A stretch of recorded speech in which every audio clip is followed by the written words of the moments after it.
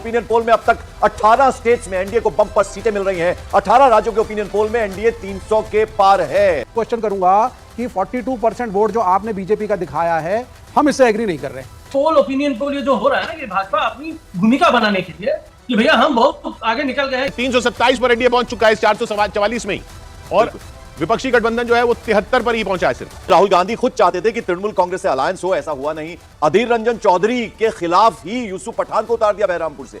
हमारी अलायंस का नाम इंडिया है, लेकिन आपके टीवी चैनल पर उसको इंडी दिखाया जा रहा है। ये कौन सी पत्रकारिता में? आपने शायद सुना नहीं सुप्रिया जी, अब जरा सवाल का जवाब दीजिए। मुझे कोई फर्क नहीं पड़ता आपने क्या कहा। सुप्रिया जी, I will not sit on this channel.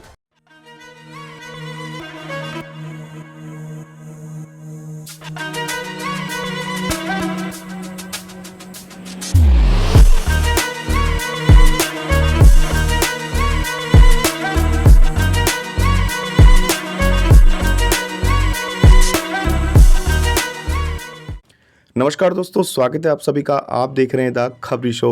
दोस्तों, न्यूज़ 18 ने लोकसभा चुनाव को लेके 19 राज्यों की 444 सीटों का ओपिनियन पोल दिखाया, जिसमें बीजेपी को 444 में से 327 सीटें आती दिख रही हैं। तो इसी को लेकर चल रही डिबेट में जब एंकर ने कांग्रेस की प्रवक्ता सुप्रिया सिन्हा से पूछा कि बंगाल में जहां आप ममता बनर्जी के साथ गठबंधन की बात करते थे, वहां पे ममता बनर्जी ने आपके कैंडिडेट अधीर रंजन चौधरी के सामने यूसुफ पठान को उतार दिया है। तो इस सवाल का जवाब देने के बजाय मैडम इस बात पे ही लड़ने लगी कि आपने उनके नाम को इंडी क्यों लिखा है, इंडिया गठबंधन क्यों नहीं लिखा। अब दोस्तों, इसके बाद तो मैडम इतनी बढ़ गई कि माइक फेंक के ही भाग गई। दोस्तों, वीडियो बहुत मजेदार होने वाली है, आप सुनो द अंत तक जरूर देखना।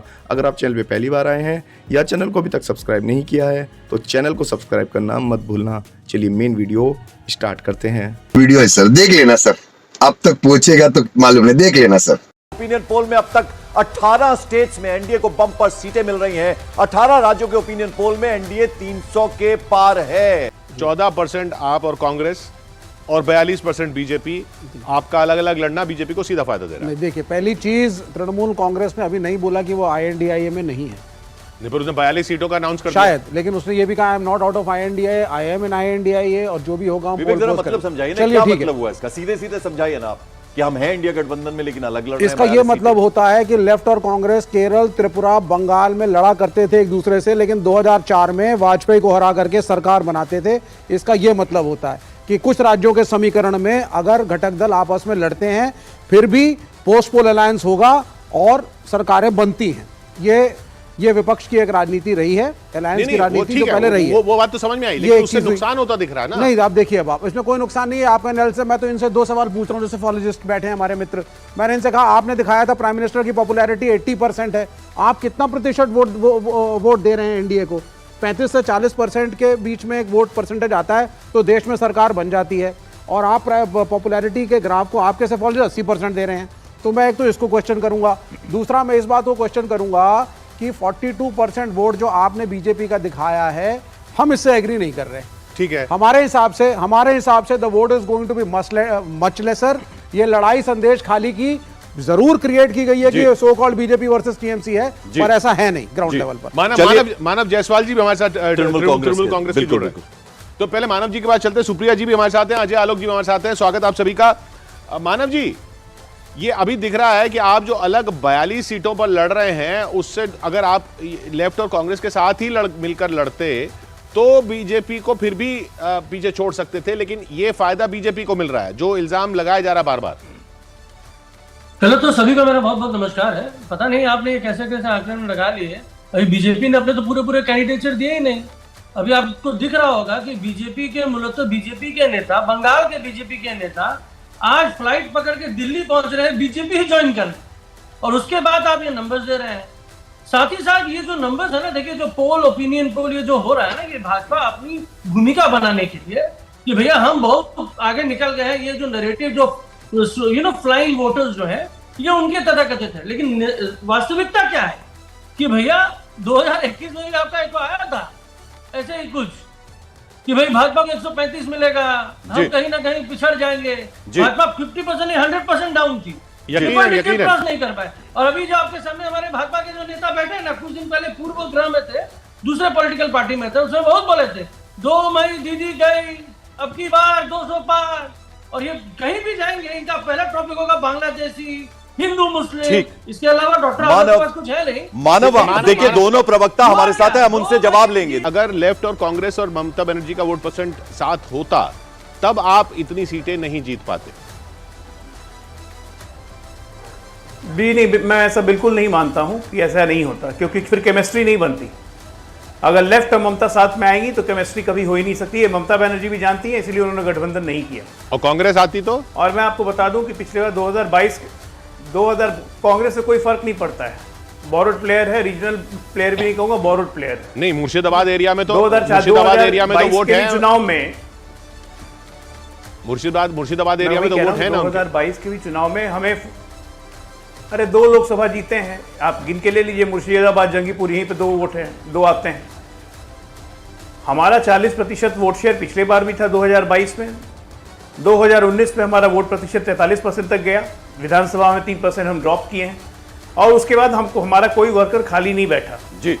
हमारे सैकड़ों वर्कर्स की हत्या हो गई, और तब भी भारतीय जनता पार्टी के वर्कर्स अपनी जान की बाजी लगाकर इस सरकार से संघर्ष करते रहे, टीएमसी के गुंडों का संघर्ष करते रहे। अब ये ओवरऑल अगर आप देखेंगे अब तक का पूरा टोटल जो जोड़ लें 444 में से 444 के हम बता चुके हैं। 327 पर एनडीए पहुंच चुका है इस 444 में ही, और विपक्षी गठबंधन जो है वो 73 पर ही पहुंचा है सिर्फ। इसके अलावा अन्य जो है वो 44 पर पहुंच चुके हैं, जो ना एनडीए के साथ है ना जो विपक्षी गठबंधन। जो प्रधानमंत्री नरेंद्र मोदी ने नारा दिया 370 का, उसके काफी करीब 370 बीजेपी के और 400 एनडीए के, तो 400 से 327 पर तो पहुंच ही गए, और अभी लगभग 99 सीटों का आना बाकी है। बिल्कुल, तो 444 में से 327 पर एनडीए, और 19 राज्यों के सर्वे में इंडिया गठबंधन जो है वो काफी पीछे आता हुआ नजर आ रहा है। सुप्रिया जी, आपको चर्चा में लाना चाहूंगा मैं।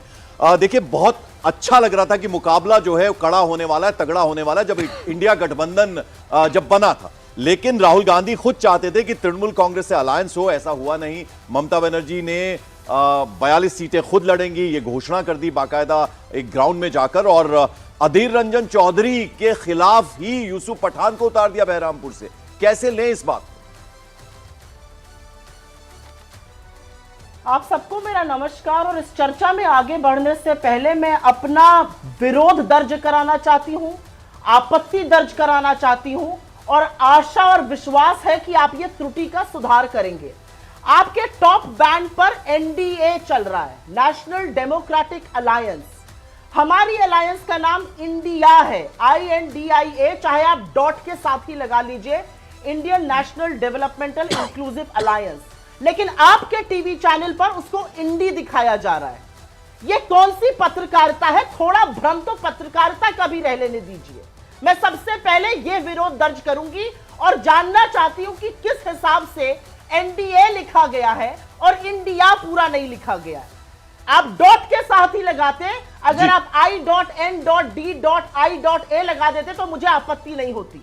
ये पत्रकारिता का भ्रम। ठीक है, हमने आपकी आपत्ति दर्ज कर ली, आपने मुझे सुना भी होगा मैंने क्या कहा, आपने शायद सुना नहीं सुप्रिया जी। अब जरा सवाल का जवाब दे दीजिए। मुझे कोई फर्क नहीं पड़ता आपने क्या कहा, मुझे कोई फर्क नहीं पड़ता आपने क्या कहा। आपके चैनल पर जो मैं देख रही हूं, जो मैं गेस्ट आई हूं, मैं उस पर बोलूंगी। और एज एन एडिटर मैं अपेक्षा करते हैं, मैं यहाँ पे आपकी बात का सिर्फ जवाब देने नहीं आई हूँ, कुछ अपनी बातें भी कहने आई हूँ। जी जी, मुझे इसका स्पष्टीकरण जरूर चाहिए इस चैनल से कि एक अलायंस का आप पूरा नाम देते हैं, दूसरे अलायंस का आप आधा नाम दे रहे हैं। ये किस, what is the reason for it? इसका रीजन क्या हो सकता है? क्या आप मुझे समझा सकते हैं? क्या ये टाइपो एरर है? क्या ये जानबूझकर किया गया है? मतलब हमारा पूरा नाम नहीं लिख रहे हैं आप और मुझसे सवाल का जवाब की अपेक्षा कर रहे हैं। मैं सबसे पहले आपत्ति दर्ज करती हूं, और जब तक ये ठीक नहीं होगा, I think it's only fair that I don't participate in this debate. बिल्कुल ये गलत है, ये पूरी तरह से एक तरफी बात करना है। अगर आपसे टाइपो हुआ है तो आप वो भी बोल दीजिए, मुझे वो स्वीकार है, और मैं आशा करती हूं टाइपो ठीक हो जाएगा। लेकिन अगर टाइपो नहीं हुआ है तो बहस करने से पहले मुझे इस बात का जवाब चाहिए न्यूज 18 इंडिया से कि ऐसा क्यों किया गया है। एक तरफ एनडी लिख देते, एनडीए लिखा, INDIA नहीं लिख पाया। क्यों नहीं लिख पाए भाई? Alliance, A in our name is for alliance, आपने क्यों नहीं लिखा वो पूरा नाम? इस बात का जवाब पहले मुझे चाहिए, इससे पहले कि मैं आपके सवालों का जवाब। ठीक है, तो आप सवाल का भी जवाब नहीं देंगे, हम फिलहाल आगे बढ़ते हैं। सुप्रिया जी लौटेंगे आपके पास, आगे बढ़ते हैं। अजय आलोक जी, अजय मैं आता हूं सुप्रिया आपके जी, पास। पूरी बात सुनिए हमने सुप्रिया जी, I will not sit on this channel. ठीक है। साला ये दुख का खत्म नहीं होता बे।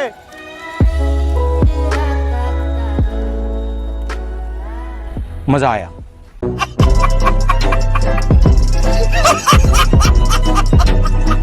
दोस्तों अगर आपने वीडियो अंत तक देखी है तो उम्मीद आपको वीडियो पसंद आई होगी। वीडियो के बारे में आपकी क्या राय है कमेंट्स करके जरूर बताना। वीडियो को अंत तक देखने के लिए आपका बहुत बहुत धन्यवाद।